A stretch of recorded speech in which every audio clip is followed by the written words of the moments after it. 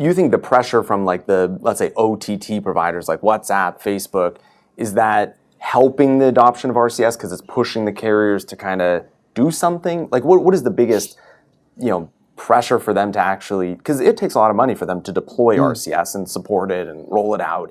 What is that thing that is really pushing them forward on RCS?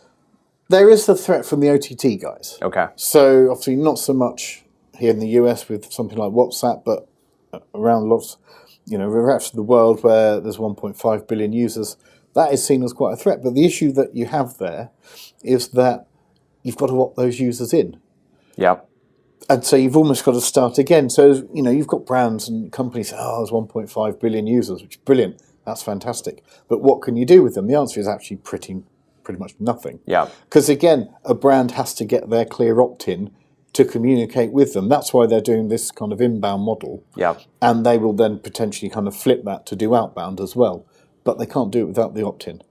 Whereas anyone that's doing SMS marketing now has that mobile number. Correct, yep. And that will apply to RCS. It's the same, So it's already there. Yeah. So in terms of the pressure and the threat, it's real, but the OTTs have a hell of a lot of work to do to try and get to where the operators already are today. Yeah, correct, because it's already built-in advantage there. Yeah. Okay. And I think the other thing to look at is in the US, obviously Facebook Messenger is massive. Yeah.